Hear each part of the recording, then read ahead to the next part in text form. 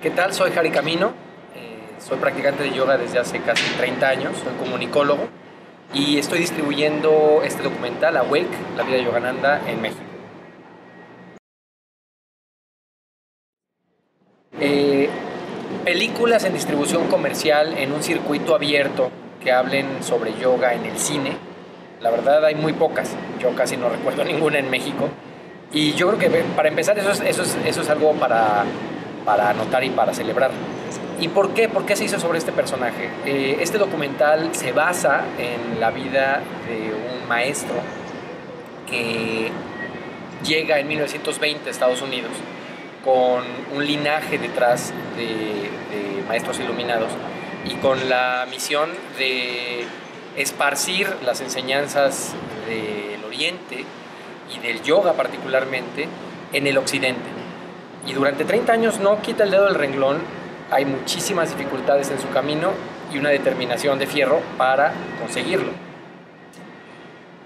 Este maestro escribe un libro muy famoso titulado Autobiografía de un Yogi, que también fue un poco el que abrió la brecha para que el occidental, el americano, el europeo conociera la profundidad y la relevancia de la práctica y de los personajes que milenariamente se han iluminado y han compartido esta realización con muchas personas en la India. Cuando este libro, Autobiografía de un Yogi, sale, que es un poquito después de la Segunda Guerra Mundial, el conocimiento que había o la posibilidad de entendimiento que había sobre la energía después de las bombas atómicas de la Segunda Guerra Mundial permite que el lenguaje en el que cuenta el fluir de la energía en los centros sutiles, en los chakras, en el cuerpo, tenga mucho más sentido y haya una recepción a este mensaje que empieza de manera impresionante a abrir muchas más conciencias y muchas más mentes. Autobiografía de un Yogi se ha traducido a 50 idiomas y no ha dejado de imprimirse, ha estado en la lista de los bestsellers del New York Times desde entonces. ¿Por qué? Porque su narrativa muy atractiva y muy entretenida entreteje historias que dejan un gran conocimiento. ¿Qué pasó? Durante muchos años, la organización que Yogananda fundó, Self-Realization Fellowship, recibió propuestas de vamos a hacer la película y vamos a recrear la vida de este maestro, y guiones, y no se animaron hasta que llegó un grupo mucho más sólido y una productora californiana que ofreció darle un tratamiento mucho más interesante y mucho más inclusivo al tema. Es decir, la película se vuelve el conducto para conocer a Yogananda, pero el conducto para conocer también muchas situaciones interesantes de cómo en casi 100 años, desde 1920 hasta hoy, 2016, el yoga se ha vuelto y se ha convertido en esta parte de la cultura occidental y yo diría ya casi de la cultura popular con un gran ímpetu y con una gran fuerza. La película tiene varios mensajes y varias lecturas y la verdad es que hay que verla varias veces para entenderla. Una de ellas es, como el mismo título, Despierta, revela tu verdadero ser, porque Paramahansa Yogananda es un maestro de la autorrealización. Su mensaje permanente de todos sus escritos a lo largo de todas sus lecciones, que es un volumen enorme de enseñanzas, lleva de manera muy consistente hacia el concepto y hacia la verdad de dentro de ti está Dios, lo único que tienes que hacer es despertar y realizarlo dentro de ti. Y el camino para hacerlo es la meditación. La película cuenta esto de muchas maneras, pero la película también cuenta una historia de vida muy atractiva por la voluntad que hubo detrás de Paramahansa Yogananda para lograr esto y para abrir, pese a todas las dificultades, pese a toda la cerrazón de la cultura americana, norteamericana en esa primera mitad del siglo XX, el mensaje y ser él el ejemplo. Entonces, la voluntad para materializar, para manifestar, es otra de las grandes moralejas de la película. Y yo creo que una tercera manera de leerla es que el yoga está destinado a ser una rama ya indispensable para el crecimiento y el equilibrio del ser humano. Y eso también inicia en Occidente, como estamos diciendo, con Paramahansa Yogananda, pero se diversifica de manera increíble en las últimas décadas. Y ese camino es muy interesante de ver cómo pues, estamos en un momento de la humanidad en el que hay una apertura para todos estos temas, y de cómo llegó a cómo es ahora. Ver eso para los que practicamos yoga es creo que muy interesante y sobre todo muy esperanzador. Se siente uno muy bien de saber que ya no se condena, ya no se ve mal, y más bien cada vez crece más su aceptación. Yo creo que en primer lugar es que él realmente caminaba su charla, ¿no? Como dicen, walk the talk. O sea, él era ejemplo de lo que predicaba, y en su nivel personal, en los últimos años de su vida, dormía 1 o 2 horas o no dormía, y así durante semanas y meses. ¿Cómo lo lograba? Meditando, haciendo ejercicios de yogoda, que tienen algo que ver con pranayama y con hatha yoga, y sirviendo a los demás. Esas eran como sus 3 recetas: el servicio, la meditación y el ejercicio. Como dije antes, la voluntad férrea de lograrlo es la otra parte del secreto, pero pues esta voluntad se somete a la devoción que le tiene a su propio maestro y al maestro de su maestro de su maestro, que es Mahavatar Babaji, una encarnación divina que vive en los Himalayas y que ha vivido desde no se sabe cuántos cientos de años, y que, digamos, revive de la etapa oscura del Kali Yuga la técnica de Kriya Yoga. Entonces, yo resumiría que el secreto de este éxito está en que la gema de su enseñanza es la práctica de Kriya Yoga, que es, digamos, un pranayama muy avanzado, muy sutil, y la devoción que él incorpora de sus maestros, o que siente por sus maestros, lo conduce a llegar hasta el final. Pase lo que pase, contra lo que se tenga que enfrentar, es una vida de servicio y de entrega. No hay un interés económico. Self-Realization Fellowship nunca ha cobrado, nunca ha crecido a partir de un esquema piramidal o de un lucro. Simplemente se ha dado por la realización de los propios miembros que en diferentes partes del mundo siguen las enseñanzas. Y esto creo que también es importante porque eso hace mucho más sólida la organización. La organización se va al maestro y sigue siendo. En 1952 Paramahansa Yogananda sale de su cuerpo y se va. Y 60 y tantos años después la organización es mucho más fuerte. Mientras que en otros casos que ha habido gurús, que ha habido maestros o iluminados que vienen y dan su mensaje, a los pocos años de que se va, la organización no puede continuar porque no cimentó en los círculos de gente que practica ese mensaje la suficiente profundidad para que ellos mismos encarnen esta verdad. Es muy buena pregunta. Hace un momento mencionamos a Mahavatar Babaji, que le encarga directamente que traiga este mensaje a Occidente.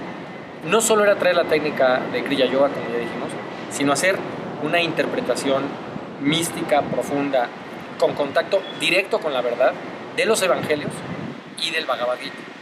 Lo interesante y de lo más poderoso, innovador y revelador de todas las enseñanzas de Yogananda es que estos dos mensajes son totalmente convergentes. Existe un libro que se llama La Segunda Venida de Cristo y un libro que se llama Dios habla con Arjuna. Estos son interpretaciones con comentarios de la Biblia y del Bhagavad Gita que Yogananda hace y explica el significado esotérico profundo de cuestiones que se dicen ahí, como por ejemplo, si tu cuerpo está en calma, tu ojo es único, refiriéndose por ejemplo al ojo espiritual, que eso lo dice la Biblia. y también del lado del Bhagavad Gita 6. Es decir, hay una unicidad de mensaje muy clara para quien puede decodificar. Un maestro de esta calidad como Yogananda lo logra y lo expone. Y también es parte del mensaje unificador hacia este momento de la humanidad. Verdad, hay una sola, y textos sagrados o escrituras sagradas llevan hacia el mismo camino. Cristo fue un yogi. Cristo regresó a Tíbet y a la India a regresarle la visita a los Reyes Magos, que estamos ahorita celebrando, en todos los años que está perdido su historia en los evangelios. Yogananda retoma esto y explica cómo Cristo habla con parábolas muy simples para que la gente de ese tiempo pudiera entender sobre cuestiones profundamente esotéricas que tienen que ver con los chakras, con la conciencia crística, con el despertar de la Kundalini. Y del mismo modo el Bhagavad Gita incluye esto de una manera a veces críptica. Juntar ambos mensajes como un solo tronco de verdad fue una de las, sin duda, misiones con las que él vino a Occidente y que dejó perfectamente clara en los libros que estábamos diciendo. Con Awake fueron muy cuidadosos los productores en no reproducir o en no narrar todos aquellos hechos sobrenaturales que en la vida de Yogananda ocurrieron.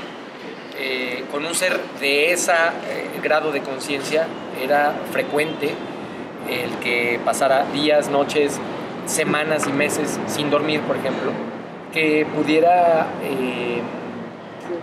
predecir el futuro y tener visiones sobre lo que iba a ocurrir y que esto fuera cierto. Y hay un detalle bien interesante que está documentado y en el libro Autobiografía de un Yogi se cuenta de una manera muy muy concreta, y es el que cuando en 1952 él hace su Mahasamadhi, la salida de un yogi consciente hacia el infinito de regreso, su cuerpo permanece incorruptible durante casi 20 y tantos días. Los registros de la época y de los responsables del lugar de cremación, del lugar del entierro, dicen que eso nunca lo habían visto, que era imposible, y que el cuerpo permanecía en perfecto estado, con un perfecto olor y sin el menor signo de decaimiento. Y de esa manera enterraron su cuerpo en la cripta. En el documental esto no se cuenta, pero en el libro, junto con otras cosas y relatos muy muy interesantes que tienen que ver sí con poderes, sí con viajes astrales, con resurrección y con sanaciones instantáneas y curaciones milagrosas.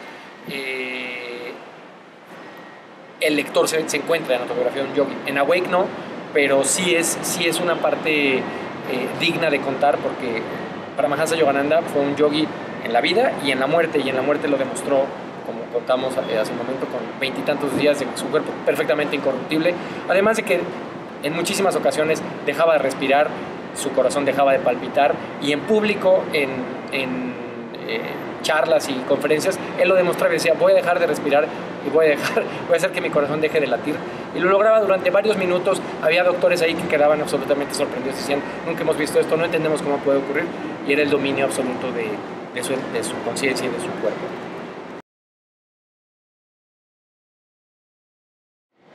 Hemos logrado, con la colaboración de más de 50 organizaciones, un circuito de recomendaciones y de apoyo para que se difunda. La película va a estar disponible en más de 50 cines del país. Con Cinépolis se va a poder ver en una treintena de ciudades del 25 al 28 de enero. Y como evento para la comunidad yogi me parece muy, muy rico, muy atractivo, y yo esperaría que mucha gente asista a ver la película, porque se podrá conseguir en DVD a partir de abril de este año, se podrá ver en Netflix, pero la experiencia de ir como un sangha, como un grupo, a verla es algo muy especial.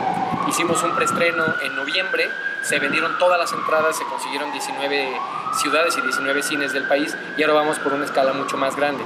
A mí me gustaría que esto permita un mayor reconocimiento sobre la figura de Paramahansa Yogananda, y en septiembre de este año tendremos la visita de monjes de Self-Realization Fellowship que vendrán justamente a dar estas técnicas de meditación aquí a México, y eso también pues es una manera de continuar para aquellos a quienes toque su corazón.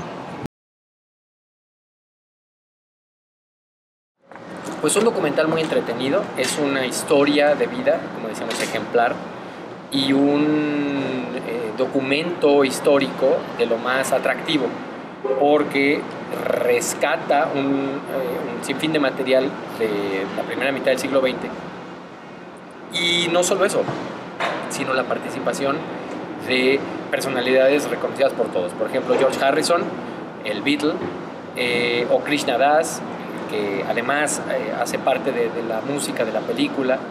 Está Jay Uttal, que también hace parte de la música de la película.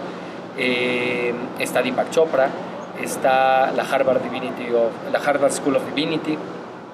Hablando, hay mucha divulgación sobre lo que la meditación hace para las personas, y quien no sea yogi puede conocer, digamos, fundamentos básicos de los beneficios y la realidad de una enseñanza de este estilo en el bienestar personal.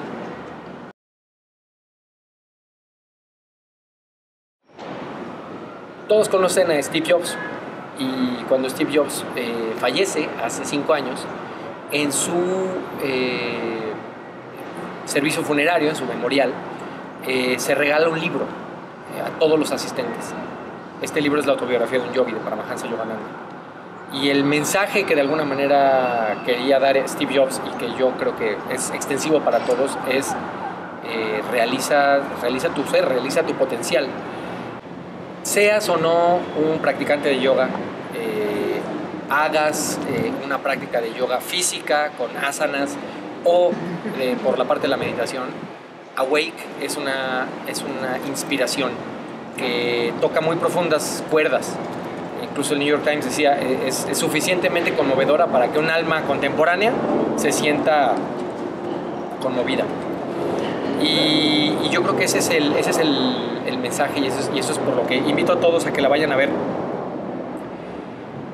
Awake es un llamado a despertar, es un ejemplo y es un documental muy interesante de cómo dentro de nosotros está un potencial infinito, y en realizarlo está la verdadera búsqueda, y en alcanzarlo está el verdadero éxito. Creo que Awake es un regalo para México, es un regalo para todo el mundo, y celebro, como dije antes, que haya una película sobre yogis, sobre yoga a nivel masivo. Ya es una muy buena noticia de que tengamos esta apertura, de que una cadena como Cinépolis diga, apoyamos un contenido así, nos interesa, y suficiente gente en México que la debe de ver, porque efectivamente es un mensaje que debe de llegar, y será súper bien recibido, porque toca el corazón y porque inspira de una manera muy especial. Muchísimas gracias a todos los amigos de Ciudad Yoga, fue un gusto poder tener esta conversación con ustedes, en la que los invito verdaderamente a que vayan al cine, entren a Cinépolis, busquen Awake, la vida de Yogananda, y dense la oportunidad de ir, si pueden en grupo mejor, a ver este gran documental para conocer un poco más sobre el padre del yoga en Occidente, Paramahansa Yogananda.